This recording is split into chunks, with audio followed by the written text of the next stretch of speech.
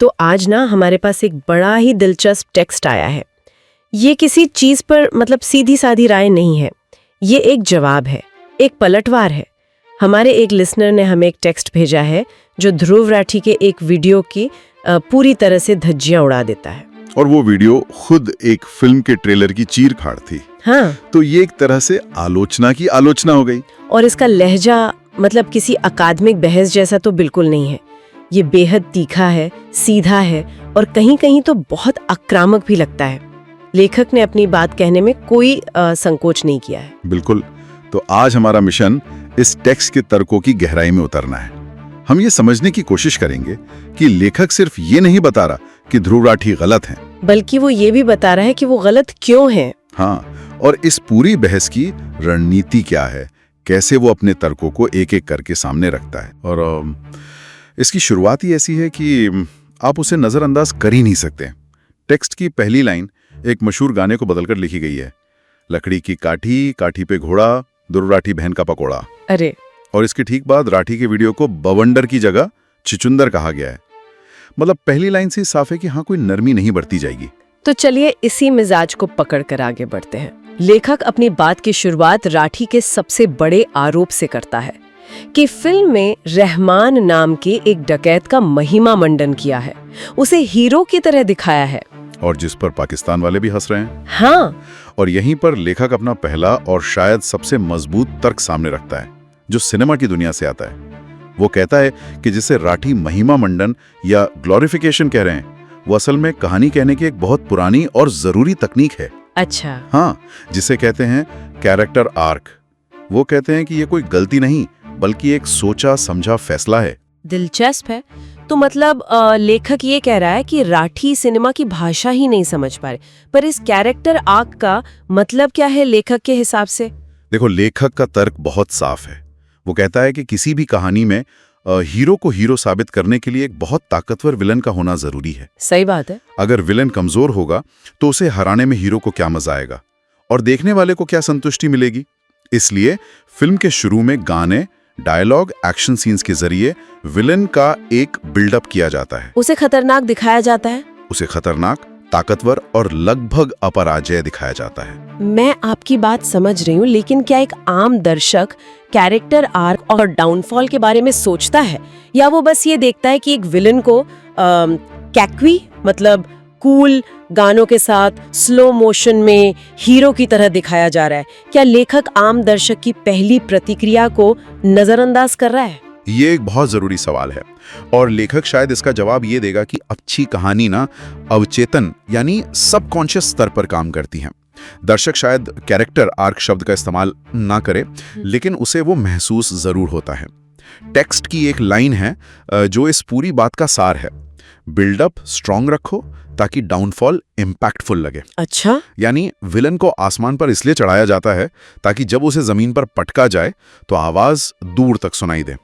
दर्शक को जो संतुष्टि मिलती है वो इसी कॉन्ट्रास्ट, इसी विरोधाभास से मिलती है। तो लेखक का असल तर्क ये है कि राठी बहस को सिनेमा के मैदान से खींचकर राजनीति के मैदान में ले गए, जहां कहानी कहने के ये नियम लागू नहीं होते। बिल्कुल, वो कला को राजनीतिक चश्मे से देख रहे हैं, कलात्मक चश्मे से नहीं। लेखक के अनुसार राठी ने फिल्म के क्राफ्ट को उसके इरादे से मिला दिया। और इसी से जुड़ा एक और आरोप लेखक लगाता है जो शायद और भी गंभीर है। वो कहता है कि राठी ने अपना ये पूरा विश्लेषण सिर्फ एक ट्रेलर और फिल्म के पहले भाग पर आधारित किया है। अरे, तो मतलब लेखक ये कह रहा है कि राठी ने तो आधी कहानी देखकर ही अपना फैसला सुना दिया। हाँ, ये तो किसी किताब को आधे में पढ़कर उसका रिव्यू लिखने जैसा हुआ। ठीक है, लेखक का इशारा है कि अगर उन्होंने कहानी के अंत का इंतजार किया होता, जहां शायद उस विलेन का पतन दिखाया जाता, तो उनका ये महिमा मंडन वाला पूरा तर्क ही ढह जाता। बिल्कुल, ये एक तरह से उनकी समीक्षा की प्रक्रिया पर ही सवाल उठाना है। ठीक है, तो लेखक का पहला तर्क पूरी तरह से सिनेमा की कला पर आधारित है, लेकिन ध्रुव राठी का दूसरा आरोप कला के बारे में नहीं बल्कि मंशा के बारे में है। उन्होंने इसे प्रोपेगेंडा कहा। हाँ, यहाँ लेखक सिनेमाई दलीलों को छोड़कर सीधे इतिहास और राजनीति के मैदान में उतर आता है। हाँ, और इस आरोप के जवाब में वो नॉनसेंस शब्द का इस्तेमाल करता है। यहाँ उसका लहजा और आक्रामक हो जाता है। वो प्रोपेगेंडा के आरोप को काटने के लिए 2-3 अलग अलग तर्क देता है। पहला तर्क है वास्तविकता का। वास्तविकता का तर्क? इसका क्या मतलब है? लेखक कहता है कि पाकिस्तान ने भारत में जो आतंकवादी हमले करवाए वो एक कड़वी और खूनी हकीकत है। ये कोई छिपी हुई बात तो है नहीं। तो अगर कोई फिल्म उसी हकीकत को दिखा रही है तो उसे प्रोपेगेंडा कैसे कहा जा सकता है? उसका तर्क है कि फिल्म में जो दिखाया गया है असलियत उससे कहीं ज्यादा भयानक थी। ये एक दिलचस्प बचाव है। लेखक एक तरह से कह रहा है कि मैसेंजर को गोली मत मारो। अगर आप वास्तविकता से परेशान हैं तो आपकी समस्या फिल्म से नहीं बल्कि इतिहास से होनी चाहिए। बिल्कुल, वो कला को एक आईने की तरह पेश कर रहा है, ना कि एक हथियार की तरह। और फिर वो एक कदम और आगे जाता है। वो एक बहुत ही विवादास्पद लेकिन सोचने वाली बात कहता है। वो कहता है, चलो एक पल के लिए मान लेते हैं कि फिल्म 1% कुछ प्रोपेगेट करती भी है, तो भी उसके हिसाब से ये गलत नहीं है, क्योंकि जो असल नुकसान हुआ था, जो जाने गई थी, वो इस 1% से 1000 गुना ज्यादा थी। इस तर्क से बहुत लोग असहमत हो सकते हैं, लेकिन ये बहस को एक अलग ही दिशा देता है। लेकिन फिल्मों में सिर्फ वास्तविकता तो नहीं होती, उसमें ड्रामा भी होता है। जैसे टेक्स्ट में कहा गया है कि कोई भी एजेंसी अपने एजेंट की घोषणा दुनिया के सामने चिक चिक करके नहीं करती। इस पर लेखक का क्या कहना है? और यहीं पर वो भारतीय सिनेमा के सबसे बड़े सच पर आता है, मसाला। लेखक का कहना है कि भारत में खासकर इतिहास पर आधारित फिल्मों को सिर्फ तथ्यों के सहारे नहीं बेचा जा सकता। उन्हें मनोरंजक बनाने के लिए ड्रामा, गाने और एक्शन डालना पड़ता है। अच्छा। और इस बात को समझाने के लिए वो क्रिकेट पर बनी 3 फिल्मों का एक बेहतरीन उदाहरण देता है, सचिन, ए billion dreams, MS Dhoni, the untold story और 83। हाँ, ये तुलना वाकई बहुत दिलचस्प है। इससे क्या साबित करने की कोशिश की जा रही है? देखो, लेखक का विश्लेषण ये है, सचिन एक डॉक्यूमेंट्री थी, बहुत सच्ची, लेकिन बॉक्स ऑफिस पर औसत रही। MS धोनी में धोनी की असल कहानी के साथ साथ उनकी लव लाइफ, दोस्ती, इमोशनल ड्रामा, ये सब मसाला डाला गया और वो ब्लॉकबस्टर बन गई। सही। वहीं 83 काफी हद तक असल घटनाओं के करीब थी, उसमें मसाला कम था। नतीजा ये हुआ कि वो उतनी बड़ी हिट नहीं हो पाई जितनी उम्मीद थी। तो क्या लेखक ये कह रहा है कि भारतीय दर्शकों के लिए सच उबाऊ है, कि हमें अपनी ही तारीख, अपनी हिस्ट्री को समझने के लिए ड्रामा की मिलावट चाहिए? शायद उबाऊ सही शब्द ना हो, लेकिन लेखक का इशारा इसी तरफ है कि भारतीय दर्शक सिनेमा को मनोरंजन का माध्यम मानते हैं, इतिहास की क्लास नहीं। वो तथ्यों के साथ साथ भावनाएं भी चाहते हैं। अच्छा। इसी को साबित करने के लिए वो बाजीराव मस्तानी और पद्मावत का जिक्र करता है। हाँ, उन पर भी तो बहुत विवाद हुए थे। बहुत हुए थे। दोनों फिल्मों पर ऐतिहासिक छेड़छाड़ के आरोप लगे, बड़े विवाद हुए, लेकिन वो अपनी भव्यता, ड्रामा और कहानी कहने के अंदाज की वजह से सुपरहिट हुए। लेखक का निचोड़ ये है कि फिल्म अगर अच्छी बनी है तो वो चलेगी, प्रोपेगेंडा का ठप्पा उसे रोक नहीं पाएगा। यहाँ तक कि बहस काफी दिलचस्प है। हमने फिल्म बनाने की कला पर बात की, इतिहास और मनोरंजन के रिश्ते पर बात की, लेकिन यहाँ से टेक्स्ट एक बहुत बड़ा मोड़ लेता है। अब तक लेखक राठी के तर्कों का जवाब दे रहा था, लेकिन अब वो सीधे राठी पर हमला करना शुरू कर देता है। हाँ, ये इस टेक्स्ट की रणनीति का तीसरा और आखिरी चरण है। यहाँ बहस पूरी तरह से व्यक्तिगत, मतलब पर्सनल हो जाती है।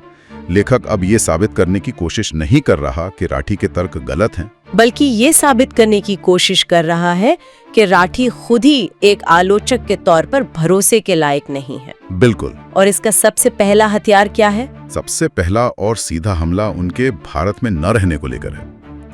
टेक्स्ट में एक लाइन है जो बहुत कुछ कहती है, तू वहां रहता है, वहां खाता है और बातें यहाँ की करता है। अरे बाप रे। ये एक बहुत आम रणनीति है जो अक्सर बाहर रहने वाले आलोचकों के खिलाफ इस्तेमाल की जाती है।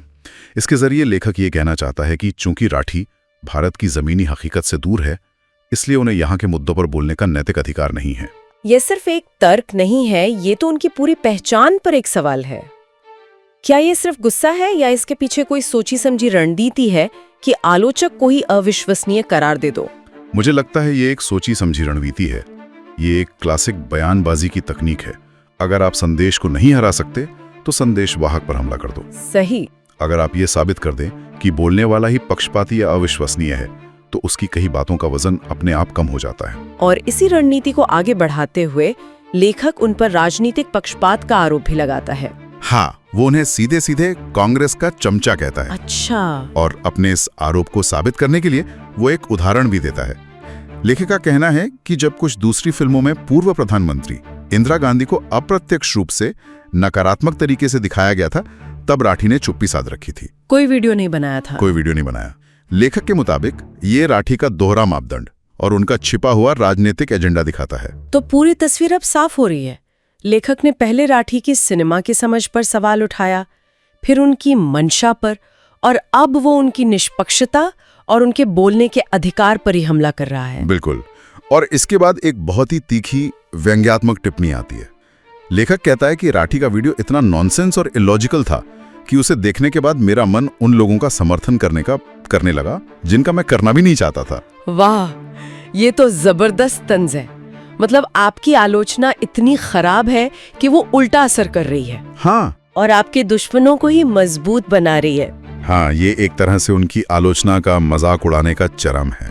और टेक्स्ट का अंत भी इसी तरह की एक सलाह या कहें कि चेतावनी के साथ होता है। क्या सलाह? लेखक राठी को सलाह देता है कि वो अपनी बची खुची ऊर्जा फिल्म के पार्ट 2 के लिए बचा कर रखें और अगली बार एक अच्छा लेखक और एडिटर साथ रखें, वरना फिर से वही हाल होगा।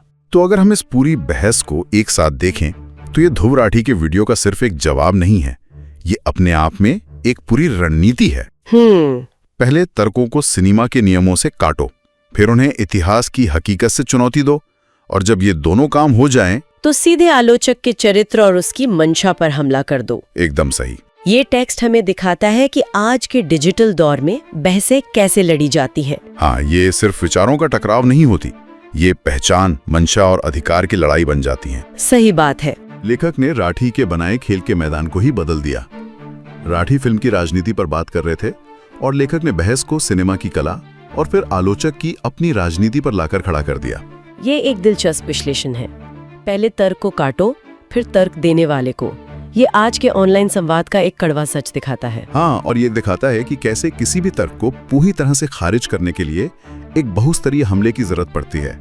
सिर्फ तथ्यों से बात नहीं बनती। तो इस पूरी चर्चा से, जो एक वीडियो की आलोचना पर आधारित है, एक बड़ा सवाल हमारे जहन में रह जाता है। और वो क्या है? सवाल ये है कि जब कला, खासकर सिनेमा, इतिहास की सच्ची घटनाओं को छूती है, तो रचनात्मक स्वतंत्रता और ऐतिहासिक जिम्मेदारी के बीच की वो महीन रेखा कहाँ खींची जानी चाहिए? बहुत जरूरी सवाल है। और शायद इससे भी बड़ा सवाल ये है कि आज के इस ध्रुवीकृत, इस पोलराइज माहौल में जब हम ऐसी कोई फिल्म देखते हैं, तो क्या हम उसे एक कला प्रेमी की तरह देख रहे होते हैं या एक नागरिक की तरह? हाँ। और क्या अब इन दोनों पहचानों को अलग करना मुमकिन भी है? इस पर सोचना जरूरी।